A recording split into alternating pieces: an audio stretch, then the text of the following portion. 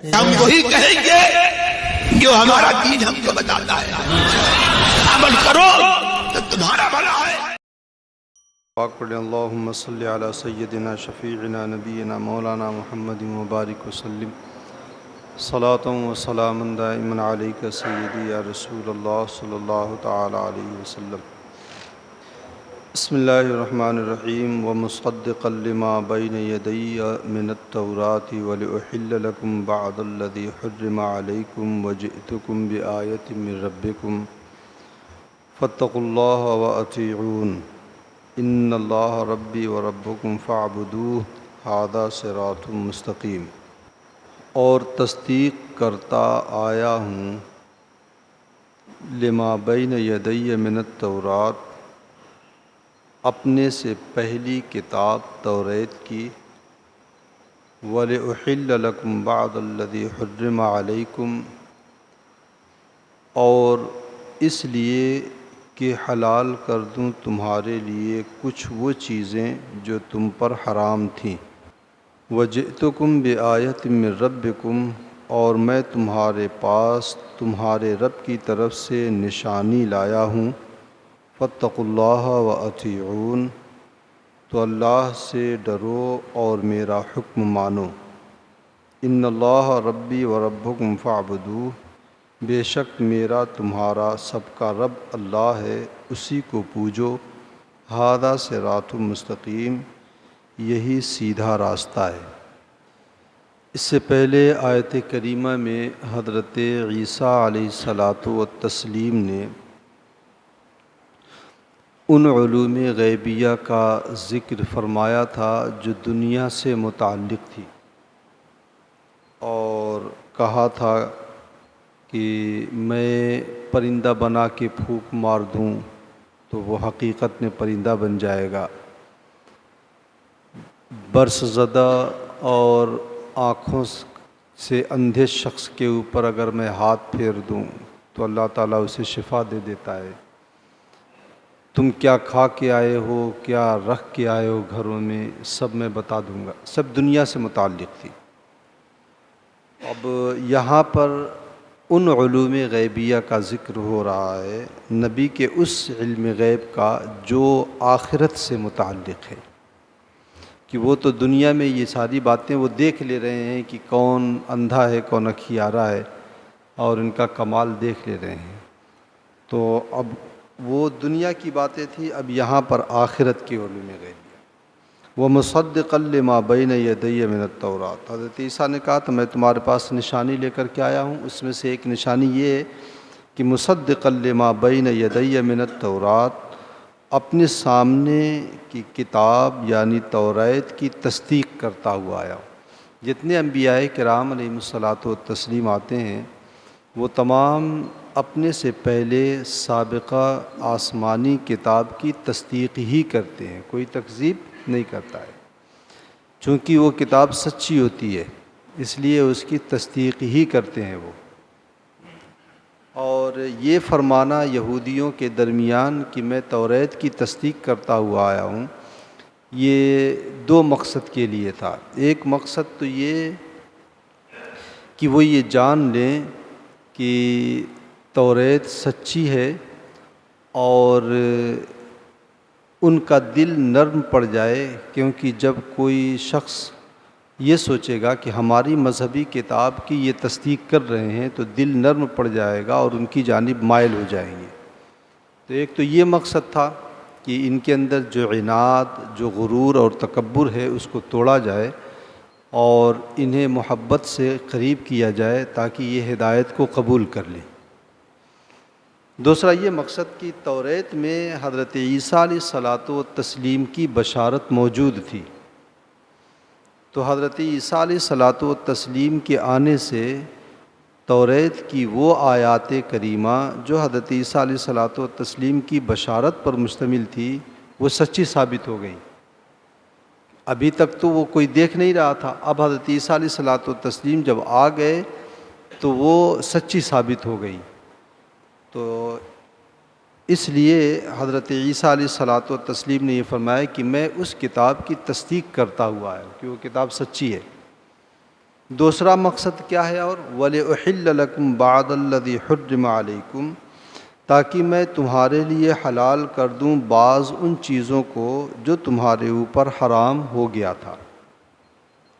یہ حرام یا تو توریت میں کچھ احکامات ایسے تھے جو ان کے اوپر قوم بنی اسرائیل کے اوپر بہت سخت تھے، ان کی شرارتوں کی وجہ سے کچھ چیزیں ان کے اوپر حرام کر دی گئی تھی، جیسے اونٹ کا گوشت، مچھلی، آنتوں کی چربیاں، یہ ان کے اوپر حرام ہو گئی تھی۔ تو حضرت عیسیٰ علیہ الصلاۃ والتسلیم، یہ ان کی شرارت کی بنیاد پر حضرت عیسیٰ علیہ الصلاۃ والتسلیم جب آئے تو ان احکامات میں کچھ تخفیف فرمائی گئی اور ان کو حلال کیا گیا۔ تو اس اعتبار سے حضرت عیسیٰ علیہ الصلاۃ والتسلیم جو ہے انہوں نے شرعی احکامات میں اپنے اللہ تبارک و تعالیٰ کی جانب سے عطا کیے ہوئے اختیار اور قدرت کی بنیاد پر جو چیزیں ان کے اوپر حرام تھی اسے حلال فرما دیا۔ یا پھر یہ کہ جس طریقے سے حضرت عزیر علیہ الصلاۃ والتسلیم کو یہودی خدا کا بیٹا مانتے تھے، اسی طریقے سے یہودیوں کا ایک اور تصور اور عقیدہ بن گیا تھا کہ وہ اپنے مذہبی علماء کو، جنہیں احبار کہا جاتا ہے، مذہبی علماء کو وہ حلال و حرام کا مالک سمجھتے تھے، اور وہ یہ سمجھتے تھے کہ یہ جو چیز جس کے اوپر چاہیں گے حرام کر دیں گے، جو چیز جس کے اوپر چاہیں گے حلال کر دیں گے۔ تو کچھ چیزیں ان لوگوں نے اپنی قوم کے اوپر حرام کر دیا تھا اور اپنے لیے اسے حلال رکھ چھوڑا تھا۔ تو چونکہ یہ کام یا تو نبی کا ہے یا اللہ تبارک و تعالیٰ کا ہے کہ کسی چیز کو کسی کے اوپر حرام کرنا یا کسی چیز کو کسی کے اوپر جو ہے حلال ٹھہرانا۔ پچھلی شریعتوں میں یہ کام انبیاء کرام علیہم الصلاۃ والتسلیم کے سپرد تھا، وہ کسی چیز کو امت کے اوپر حرام یا حلال کرتے تھے اور شرعی احکامات بتاتے تھے۔ لیکن شریعت محمدیہ میں چونکہ حضور صلی اللہ علیہ وسلم کے آنے کے بعد اب جو ہے کوئی نبی نہیں آئے گا، اس لیے شریعت کے امور کو باقی رکھنے کے لیے یہ کام امت کے علماء کے حوالے کیا گیا۔ لیکن امت کے علماء کو حرام کرنا یا حلال کرنے کا اختیار نہیں ہے، بلکہ جو حرام ہے اسے حرام بتانا اور جو حلال ہے اسے حلال بتانے کا اختیار ہے۔ قرآن کی آیات، احادیث طیبہ کے ٹکڑوں سے اور احکام شرعیہ کے اصول اور ضابطے قوانین سے یہ بات نکالی جاتی ہے کہ یہ چیز حرام ہے اور یہ چیز حلال ہے، ورنہ علماء اپنی جانب سے کچھ نہیں کرتے۔ ہم کو علماء کو حلال و حرام کرنے کا اختیار نہیں ہے، لیکن انبیاء کرام علیہم الصلاۃ والتسلیم کو شریعت میں اللہ تبارک و تعالیٰ اختیار دے کر کے بھیجتا ہے۔ دیکھیں حضرت عیسیٰ علیہ الصلاۃ والتسلیم نے یہی کہا نا کہ میں ان بعض چیزوں کو حلال کر دوں جو تمہارے اوپر حرام ہو گئی تھی، یا تو توریت میں تمہاری شرارتوں کی بنیاد پر احکامات میں سختی کر کے حرام کر دی گئی، یا پھر یہ کہ تم نے جن اپنے علماء کو یہ سمجھ رکھا تھا کہ وہ حلال و حرام کے مالک ہیں، ان لوگوں نے تمہارے اوپر کچھ چیزیں حرام کر دیا تھا، اور مرور زمانہ کے ساتھ ساتھ تم نے یہ عقیدہ بنا لیا تھا کہ یہ چیزیں ہمارے اوپر حرام ہو گئی ہیں، اس غلط فہمی کو دور کر دوں اور یہ چیزیں تمہارے اوپر حرام کر دوں، حلال کر دوں۔ اور تو شریعت میں جو نبی ہوتا ہے اس نبی کو شریعت میں اختیار دے کر کے بھیجا جاتا ہے، ایسا نہیں ہے کہ اختیار بالکل نہیں ہوتا ہے۔ دیکھیں حضرت نبی اکرم صلی اللہ علیہ وسلم یہ جو کہتے ہیں نا کہ محمد یا علی جس کا نام ہے اسے کسی چیز کا اختیار نہیں ہے، اللہ تبارک و تعالی نبی کو قانون ساز بنا کر کے بھیجتا ہے، قانون داں بنا کے نہیں بھیجتا ہے۔ ایک ہوتا ہے قانون داں، قانون جاننے والا، اور ایک ہوتا ہے قانون ساز، قانون بنانے والا۔ جو بنانے والا ہوتا ہے وہ قانون بنا دیا کرتا ہے، اسے اختیار اور پاور ہوتا ہے۔ قانون داں جو ہوتا ہے وہ صرف قانون جانتا ہے، اس کے مطابق وہ فیصلہ کر سکتا ہے۔ انبیاء کرام علیہ الصلاۃ والتسلیم قانون ساز ہیں شریعت میں. دیکھیں اللہ کے رسول صلی اللہ علیہ وسلم کی سیرت اٹھا کے دیکھیں. احادیث طیبہ میں حضور صلی اللہ علیہ وسلم نے فرمایا کہ حج کرو. تو ایک صحابی نے کہا کہ فی کل عام یا رسول اللہ، یا رسول اللہ ہر سال؟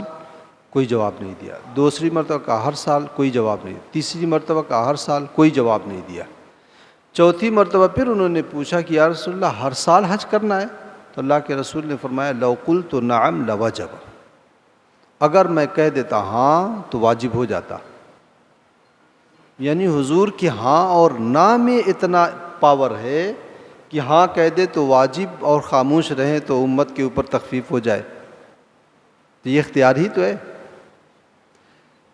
اللہ کے رسول صلی اللہ علیہ وسلم فتح مکہ جب ہوا تو حضور صلی اللہ علیہ وسلم نے وہاں پہ اعلان فرمایا کہ اللہ تبارک و تعالیٰ نے اس شہر مکہ کو حرم بنایا ہے، اور یہ فرمایا کہ اس کی خود رو گھاس یعنی خود سے اگے ہوئے پودوں کو، کانٹے وغیرہ کو، ان چیزوں کو توڑنا یا اکھاڑنا کاٹنا حرام ہے. تو اس میں اللہ کے رسول صلی اللہ علیہ وسلم کے چچا حضرت عباس رضی اللہ تعالیٰ عنہ کھڑے ہوئے اور انہوں نے کہا الا الازخر یا رسول اللہ، یا رسول اللہ ازخر گھاس کو کاٹنا حلال کر دیجئے. تو اگر نبی کو اختیار نہیں ہوتا تو حضور صلی اللہ علیہ وسلم یہی فرماتے میں کیا کر سکتا ہوں اس میں، اللہ تعالیٰ نے اس کو حرم بنایا ہے، اس کا حکم ہے، اب اس نے حرام کر دیا ہے، میں کچھ نہیں کر سکتا ہوں، وہی حلال کرے گا تو حلال ہوگا. یہی نہ کہے جواب ہوتا. لیکن اللہ کے رسول صلی اللہ علیہ وسلم نے کہا کہ الا الازخر، ٹھیک ہے ازخر گھاٹ کاٹنے کی اجازت ہے. تو دیکھیں حضور صلی اللہ علیہ وسلم نے یہاں بھی ایک چیز حرام اللہ رب العزت نے کیا اور اس کی اجازت اللہ کے رسول صلی اللہ علیہ وسلم امت کو دے رہے ہیں. اسی طریقے سے دیکھیں حضرت علی رضی اللہ تعالیٰ عنہ، قرآن پاک میں آپ چوتھے پارے میں پڑھیں گے کہ فَانْكِحُوا مَا طَابَ لَكُم مِّنَ النِّسَاءِ مَثْنَىٰ وَثُلَاثَ وَرُبَاعَ، جو عورتیں تمہیں اچھی لگیں ان میں سے 2 یا 3 یا 4 سے نکاح کر سکتے ہو. اجازت ہے، یہ قرآن نے اجازت دیا ہے 4 شادیوں کی ایک بندے مومن کی. حضرت سیدہ خاتون جنت رضی اللہ تعالی عنہ کی حیات ظاہری میں حضرت مولائے کائنات نے ابو جہل کی ایک صاحبزادی تھیں، ایمان لے کر کے آئی تھی، ان کو پیغام نکاح بھیجا حضرت مولائے کائنات نے. اللہ کے رسول صلی اللہ علیہ وسلم کو پتہ چلا تو اللہ کے رسول نے مسجد میں کھڑے ہو کر کے اعلان کر دیا نہیں، ایسا نہیں ہو سکتا ہے کہ ایک دشمن خدا اور رسول خدا کی بیٹی ایک کے نکاح میں رہے. قرآن تو 4 کی اجازت دے رہا ہے لیکن اللہ کے رسول صلی اللہ علیہ وسلم نے منع کر دیا. سونا حرام ہے، خود اللہ کے رسول صلی اللہ علیہ وسلم نے مردوں کے لیے سونے کو حرام ٹھہرایا ہے. لیکن حضرت سراقہ کو اللہ کے رسول صلی اللہ علیہ وسلم ہجرت کے موقع پر کہا تھا نا تم میرے پیچھے پڑے ہوئے اور میں تمہارے ہاتھوں میں کسریٰ کا کنگن دیکھ رہا ہوں. حضرت عمر فاروق رضی اللہ تعالیٰ عنہ کے دور خلافت میں جب کسریٰ فتح ہوا ایران اور وہاں کے خزانے جب آئے تھے تو حضرت عمر فاروق نے وہ کنگن باقاعدہ حضرت سراقہ کو پہنایا تھا، کنگن اور تاج. تو اللہ کے رسول صلی اللہ علیہ وسلم یا کوئی بھی نبی اسے شریعت میں اختیار دے کر کے بھیجا جاتا ہے. ایک صحابی تھے حضرت بردہ ابن نیار رضی اللہ تعالیٰ عنہ، بقرعید کے دن نماز پڑھنے کے لیے پہنچے. اللہ کے رسول صلی اللہ علیہ وسلم نے کہا کہ جو شخص نماز کے بعد قربانی کرے تو اس نے مسلمانوں کا طریقہ اختیار کیا اور اس کی قربانی جو ہے درست ہو گئی. تو انہوں نے کہا یا رسول اللہ میں تو سمجھ رہا تھا کہ آج ہم اللہ کے مہمان ہیں، کھانے پینے کا دن ہے، میں تو ذبح کر کے کھلا کر کے آیا ہوں، میں پڑوسیوں کو بھی دے کر کے آیا ہوں. تو اللہ کے رسول صلی اللہ علیہ وسلم نے فرمایا تلک شاۃ لحم، یہ بس ایک گوشت ہو گئی، جیسے عام طور پہ ذبح کر کے آدمی گوشت کھائے ویسے گوشت ہو گیا، قربانی تمہاری تو نہیں ہوئی. تو انہوں نے کہا یا رسول اللہ میرے پاس تو اب کچھ ہے بھی نہیں، ایک بکری کا 6 مہینے کا بچہ ہے. تو حضور صلی اللہ علیہ وسلم نے خود جو ہے قربانی کے جانور کی عمر متعین کیا ہے کہ بکری اور اس قبیل کے جو جانور ہیں وہ 1 سال اور گائے اور اس قبیل کے جو جانور ہیں 2 سال، اونٹ 5 سال۔ اس سے کم عمر کی جانور کی اگر کوئی قربانی کرے گا تو قربانی نہیں ہوگی۔ لیکن اللہ کے رسول صلی اللہ علیہ وسلم نے خود جو ہے حضرت بردہ ابن نیار کو کہا کہ تم قربانی کر لو، لیکن تیرے علاوہ اب کسی اور کے لیے یہ جائز نہیں ہوگا۔ اختیار ہے تبھی تو۔ ایسے بہت ساری مثالیں مل جائیں گی اگر سیرت طیبہ میں آپ دیکھیں گے تو اللہ تبارک و تعالیٰ اپنے نبی کو شریعت میں مختار بنا کر کے بھیجتا ہے۔ نبی مختار کل ہیں، جس کو جو چاہے۔ جب دین میں اختیار ہے تو دنیا میں تو بدرجہ اولیٰ اختیار ہوگا۔ ہمارے پاس دین میں اختیار نہیں۔ میں اگر کسی چیز کو کہوں کہ یہ ہری ٹوپی تمہارے اوپر حرام ہے تو حرام تو نہیں ہو جائے گی۔ میں حرام و حلال کا مالک تو ہوں نہیں، دین میں ہمیں کوئی اختیار نہیں، لیکن دنیا میں ہمیں بہت اختیار ہے۔ اس کا مطلب کہ دین کا اختیار اعلیٰ مقام کا، اعلیٰ درجے کا، دنیا کا اختیار نچلے درجے کا ہے۔ جب دین میں اختیار ہے تو دنیا میں کتنا اختیار ہوگا۔ اچھا، اس سے ایک بات یہ بھی پتہ چلی کہ حدیث سے قرآن کے حکم کو منسوخ کیا جا سکتا ہے۔ یعنی قرآن کا ایک حکم ہو اور اللہ کے رسول صلی اللہ علیہ وسلم کو اختیار ہے کہ وہ اس حکم کو چاہیں تو منسوخ فرما دیں، یہ ہو سکتا ہے۔ لوگ یہ سمجھتے ہیں کہ اللہ کا کلام ہے، نبی کے حکم سے کیسے ٹل سکتا ہے۔ یہ بات ذہن میں رہے کہ اللہ کا کلام ہے، لیکن اس اللہ کے کلام کو صحیح طور پر سمجھنے کے لیے نبی کی بات ضروری ہے۔ نبی کی بات ہی سے اللہ کا کلام جو ہے صحیح سمجھا جا سکتا ہے۔ ہمارے آپ کی عقل سے جو ہے قرآن پاک یا اللہ کا کلام نہیں سمجھا جا سکتا ہے۔ یہی وجہ ہے کہ قرآن کی بہت سی آیات جو منسوخ التلاوہ ہیں، یعنی جن کی تلاوت منسوخ ہو گئی ہے، جیسے الشیخ والشیخ خطان فرجموہما اذا زنیا، یہ قرآن کی آیت تھی لیکن اسے قرآن میں شامل نہیں کیا گیا۔ اس کی تلاوت منسوخ ہو گئی ہے، اللہ کے رسول صلی اللہ علیہ وسلم نے فرمایا منسوخ ہے، اب اس کو تلاوت نہیں کیا جا سکتا ہے۔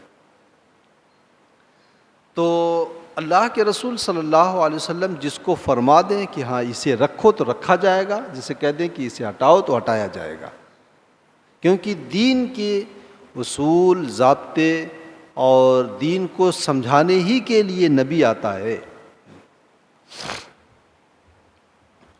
وَجِئْتُكُمْ بِآیَةٍ مِّن رَبِّكُمْ، اور میں تمہارے پاس اللہ تمہارے رب کی طرف سے نشانی لایا ہوں۔ فَاتَّقُوا اللَّهَ وَأَطِیعُونِ، تو اللہ سے ڈرو اور میری بات مانو۔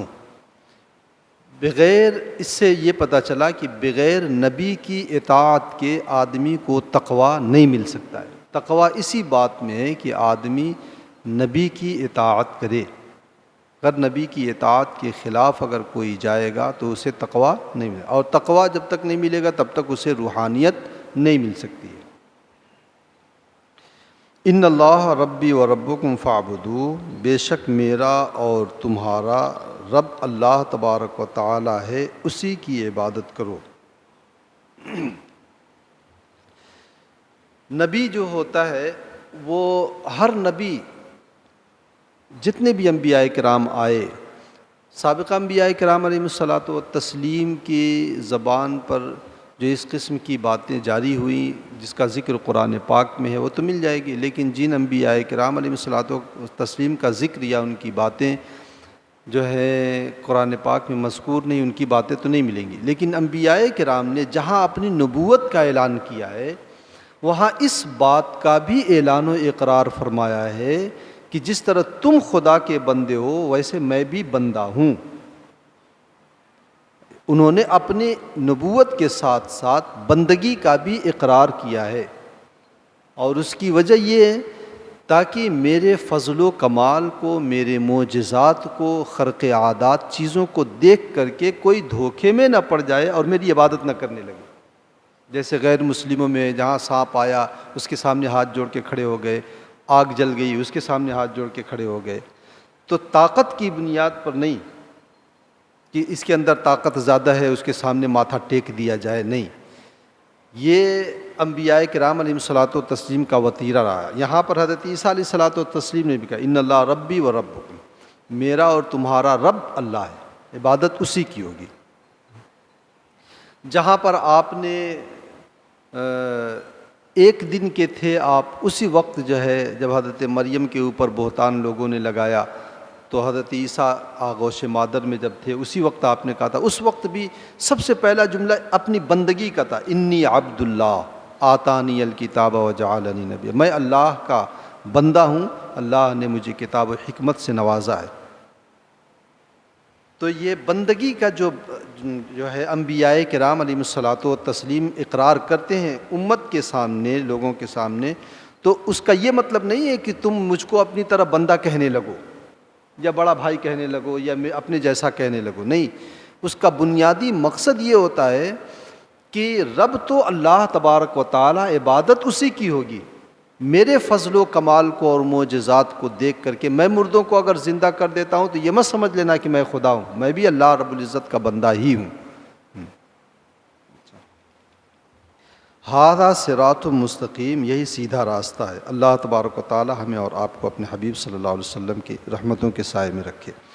اللہم صلی علی سیدنا شفیعنا نبینا مولانا محمد وبارک وسلم صلاۃ و سلاما علیک سیدی یا رسول اللہ صلی اللہ علیہ وسلم۔ اللہم ربنا تقبل منا انک انت السمیع العلیم وتب علینا انک انت التواب الرحیم، وصلی اللہ تعالی علی خیر خلقہ ونور عرشہ وقاسم رزقہ محمد وعلی آلہ واصحابہ اجمعین برحمتک یا ارحم الراحمین۔